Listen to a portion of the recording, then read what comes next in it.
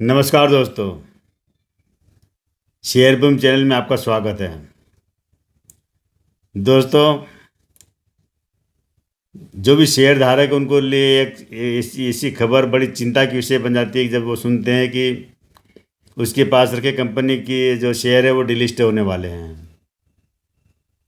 और ये सुनते ही उनकी चिंता बढ़ जाती है, क्योंकि उनको लगता है कि उनका पैसा सारा डूब गया गया से पैसा।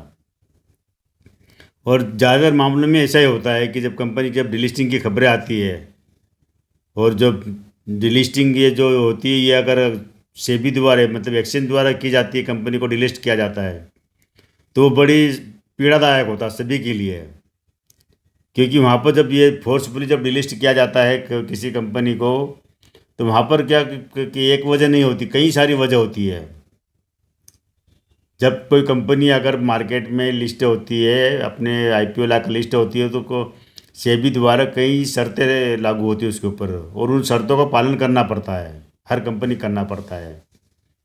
लेकिन जब कोई कंपनी अगर उन शर्तों का पालन नहीं करती, उन शर्तों पर खरा नहीं उतरती है, उनके नियम कानून कायदों पर नहीं चलती है, और जब सेबी को लगता है कि यहाँ पर जो निवेशकों को बेवकूफ़ बनाया जा रहा है, निवेशकों को फंसाया जा रहा है, या उसके धन को नुकसान किया जा रहा है, या कई बार कंपनी का कारोबार कुछ और होता है और पीछे से वो कुछ और कारोबार करती है, किसी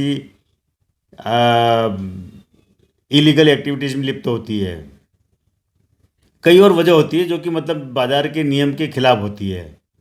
तो वहाँ पर क्या होता है कि इनको पहले तो नोटिस दिए जाते हैं, और नोटिस के बाद में जब नोटिसों को अगर पालना नहीं करते, अगर उसके बाद भी सुधार नहीं करते, तो फिर परमानेंट एक ही हथियार रह जाता है सेबी के पास, कि वह इनके जो शेयर जो लिस्ट है उनको डिलीट कर दे, मतलब कंपनी को डिलीट कर दे शेयर मार्केट से। यानी कि उसके बाद इनके जो शेयर की जो मार्केट बेचे जाएंगे ना, खरीदे जाएंगे। ऐसे में क्या होता है कि निवेशकों को बहुत ज़्यादा नुकसान होता है, और वो वाकई जो जो चिंता जो होती है ना, वो इसी वजह से होती है कि वहाँ पर शेयर धारकों के हाथ में कभी कभी तो कुछ भी नहीं लगता है, सारा का सारा जो पैसा जो डूब जाता है।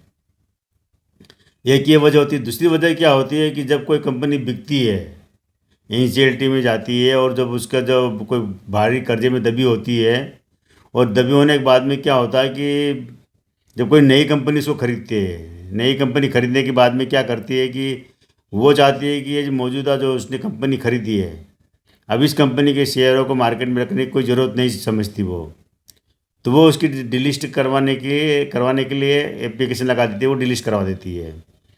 तो उस स्थिति में भी क्या होता है कि शेयर धारकों को नुकसान होता है, कि वहाँ भी शेयर धारकों के हाथ में कुछ भी नहीं आता है। कभी कभार ही कुछ पैसा मिलता हो, बात अलग है, लेकिन ज़्यादातर मामलों में शेयर धारकों को नुकसान ही होता है। तो ऐसी जो डिलिस्टिंग की जो खबरें हैं, ये जो शेयर धारकों के लिए बड़ी चिंताजनक, कई बार तो नींद तक, जिनका बहुत मोटा पैसा लगा होता है उनकी तो नींद तक हराम हो जाती है। लेकिन कुछ डिलिस्टिंग की जो खबरें ऐसी होती है कि जो वाकई मतलब लगता था कि ये आपको उनको नुकसानदायक है, लेकिन नुकसान नहीं होता, वहाँ पर फायदे के लिए भी होता है। अब आप पूछोगे फ़ायदा कैसा, डिलिस्टिंग हो गया, शेयर तो डूब गया, बंद हो गया, तो फ़ायदा कैसे हुआ इसमें? तो इसमें होता है। और आज मैं आपको इसी एक कंपनी की बात कर रहा हूँ, एक बैंक की बात कर रहा हूँ, जो कि अभी आने वाले दिनों में, जिसकी घोषणा तो हो चुकी है, लेकिन आने वाले दिनों में वो डिलिस्ट होने वाली है। और ये जो बैंक है, जो सबसे बड़ा जो बैंक है आईसीआईसीआई बैंक, और इसी की सब्सिडरी जो जो बैंक है आईसीआईसीआई सिक्योरिटीज़। यानी कि इस जो आईसीआईसीआई बैंक के पास इसके आईसीआई सिक्योरिटीज़ की करीब 74% हिस्सेदारी है।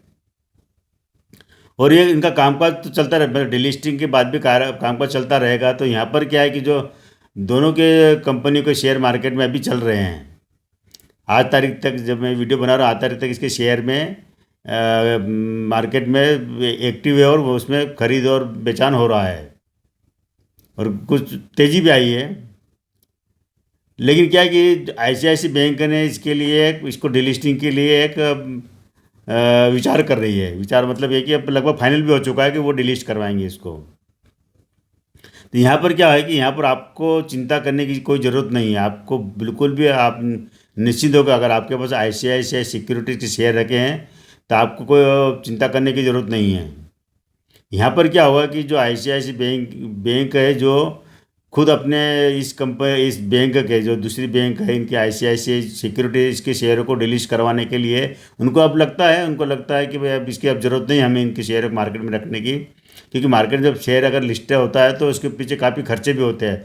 हर साल उनको फीस चुकाना पड़ती है और भी ज़रूरत, उनको लगता है कि अब इसको शेयरों को रखने की कोई ज़रूरत महसूस नहीं हो रही है, तो वो डिलिस्ट करवाने के लिए विचार कर रहे हैं।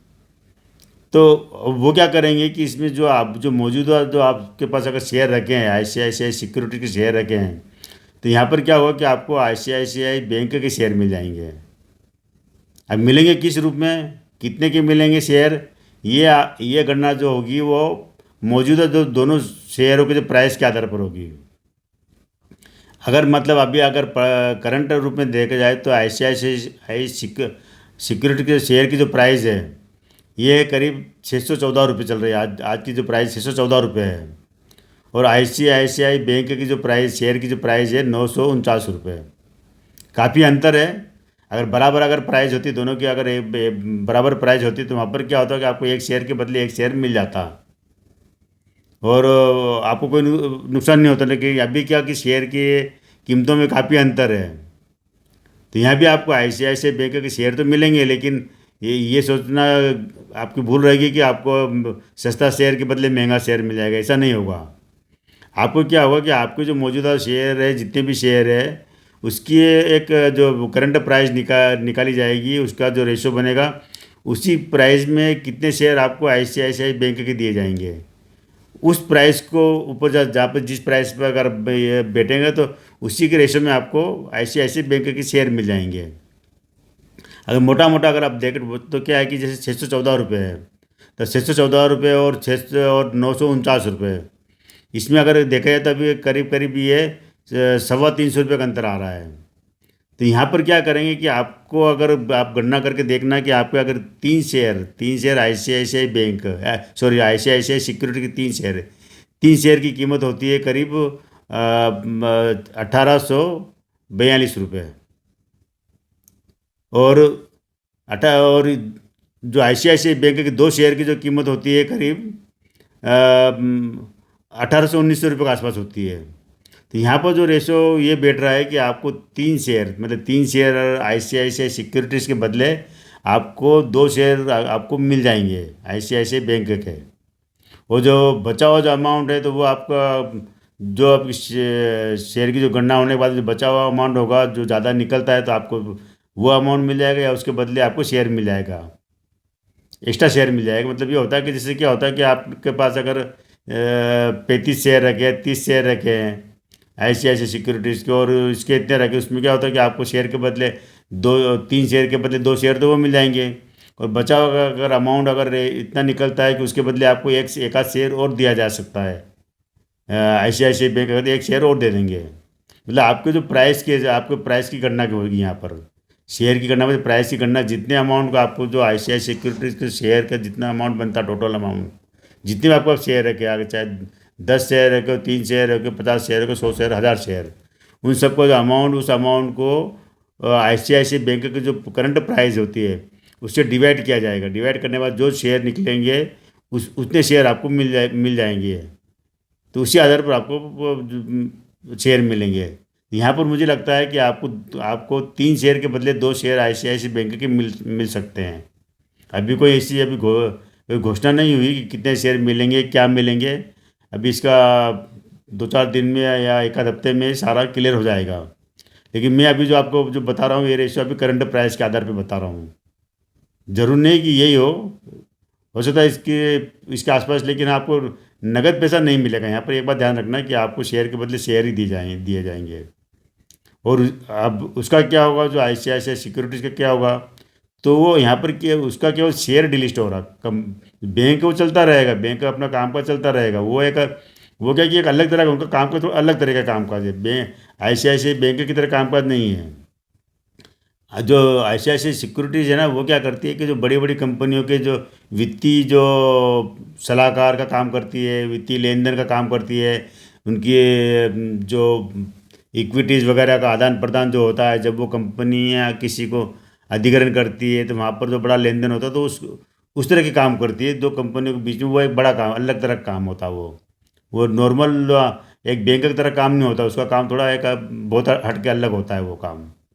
तो वो काम चलता रहेगा, वो काम बंद नहीं होगा, वो चलता रहेगा। लेकिन हाँ, उसके शेयर अब इसके बाद में उसके शेयर नज़र नहीं आएंगे, आपके पोर्टफोलियो से वो शेयर गायब हो जाएंगे। तो आपको चिंता करने की ज़रूरत नहीं है। आपको फ़ायदा भी नहीं होगा तो नुकसान भी नहीं होगा यहाँ पर। बस आपको जो नए शेयर मिलेंगे ICICI बैंक के, तो ये शेयर अगर आगे बढ़ते हैं बाद में और अच्छा परफॉर्म करते हैं तो उसका फ़ायदा आपको मिलेगा। जैसे कि अगर आपको पास अगर ICICI बैंक के भी शेयर रखे हैं तो उसी आधार पर आपको फ़ायदा मिलता रहेगा। तो ठीक है दोस्तों, इसमें कोई नए इन्वेस्टमेंट करने की इनकी सलाह मैं नहीं दे रहा हूँ। हाँ, आपको प्रॉफिट में हो तो आप प्रॉफिट बुक कर लेना। अगर आपको अगर शेयर आने के बाद में लगता है कि मुझे मुझे कुछ प्रॉफिट हो रहा है तो आप प्रॉफिट बुक कर लेंगे। यहाँ पर प्रॉफिट ऐसा मुझे लगता नहीं कि प्रॉफिट कोई होगा इसमें, तो नए जो प्राइस है उसके आधार पर तो देखा जाए तो लगभग आपको शेयर के बदले शेयर मिलेंगे। तो वो बात की बात है कि आपको प्रॉफिट कब होता है। तो आज केवल इतना ही दोस्तों, कल फिर मिलेंगे आप हमें एक नए वीडियो के साथ में और नई जानकारी के लिए। तो मेरे इस चैनल को शेयर कीजिए, सब्सक्राइब कीजिए और जो अपने मिलने वाले लोग उनको बताइए।